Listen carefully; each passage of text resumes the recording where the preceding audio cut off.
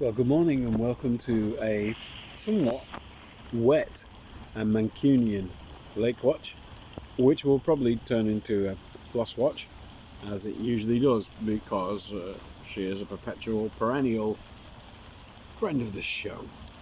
So she's not been out in the garden very much over the last month because she's had her season. She's been in season. I think that's what they call it. Anyway, she's going to be done soon. She ain't gonna like that. Well, she ain't gonna like going out of the house. She just does not like going out of the house. And we've been doing our best to get her trained into going out with a lead on, but we've yet to find a lead. There she is, friend of the show, Floss. We've yet to find a lead that she can't eat. It's true. I bought like really expensive, like thick rope leads. Nah. And we bought the full body thing. Nah. She ate them all. So just prior to filming this and immediately afterwards, I will be listening to.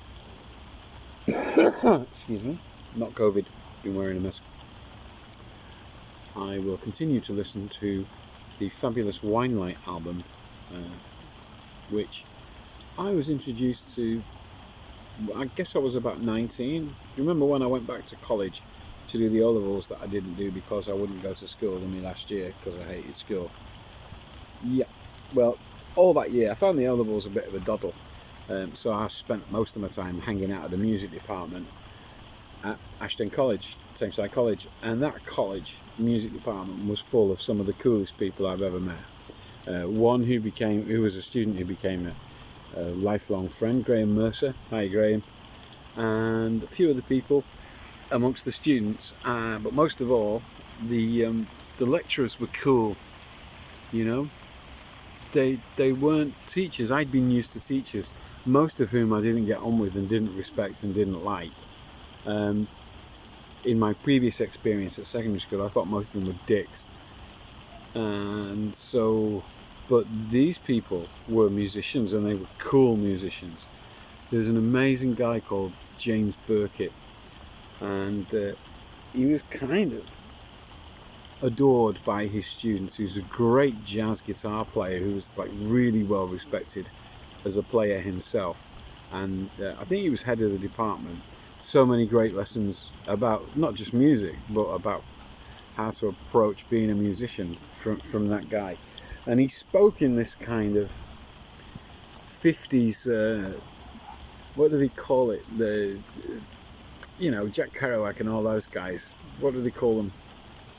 Oh, it'll come to me in a minute. So, beatniks. And he spoke like a beatnik, like all the time. Like women were never women. Women were always chicks. And blokes were never blokes. They were always cats. And yet he was British. He didn't put on an American accent. It wasn't annoying. The way that James did it was because he was just a jazzer. He was just a man of the jazz world. And so he referred to everyone as cats or chicks. And it was groovy and hep. Things were hep as well, H-E-P, which is a fantastic word that should come back into fashion. So if you're any good, you were a hep cat. And to this day, one of the greatest compliments I ever received as a musician was from him.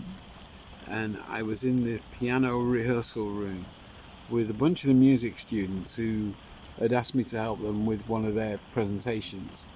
And we'd done this a cappella arrangement of Love and Feeling by the Righteous Brothers. And we were rehearsing it, and it was getting really tight.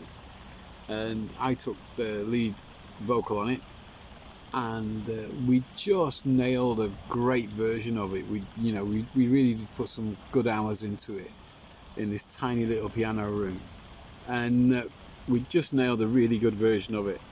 And James Burkett just stuck his head around the door and he went, "Trevor Fisher, you're a vandal." And that, in the jazz world, is pretty high praise indeed. So there you go. Wasn't expected to tell you that story, but there it is. I was a vandal. And to this day that remains like because it was from another musician, an older musician who I admired, who was credible, and that I hadn't played in bare wires then. I hadn't done anything, just what I was doing at the college, and so that was. There were two things that happened at that college. This is a long story, isn't it? I hope you're not bored. There were two things that happened at that college. The other thing is that a British blues legend called Norman Beaker, great guitar player, great guy too, just a lovely, warm, generous man, and a real legend. You ask anybody in the blues in the UK, including Clapton and the big names, about Norman, and they'll tell you he's the dude. He's a man. He's the real thing. So, and Norman taught me a blues chord one afternoon. I didn't have lessons with him. I was just hanging out one day, and he taught me this. It's the flat ninth or whatever. Some people call it the Hendrix chord if you move your little finger up one of the frets. You play it either way, but it plays all over the neck, and it just changed my life. So I think those moments, James Burkitt calling me a vandal, gave me the confidence to go on and believe in myself as a singer, and Norman giving me that chord. What a legend. Brilliant, guys. So there she is. Floss, hello, you gonna say hello to your fans? She don't care about her fans. She's not that kind of girl. She ain't that thirsty, are you? Hey, Floss, say hello. So anyway, you've got a couple of long stories there. Wow, we're 6.5 minutes in. It's been a while since I've done one though. So anyway, I hope you enjoyed it. And say bye-bye, Floss. Like she does anything I wanted to. Hope you're all staying safe. I hope you're all doing whatever you need to do wherever you are to remain safe and aren't being dicks about it. And we'll see you soon. Bye.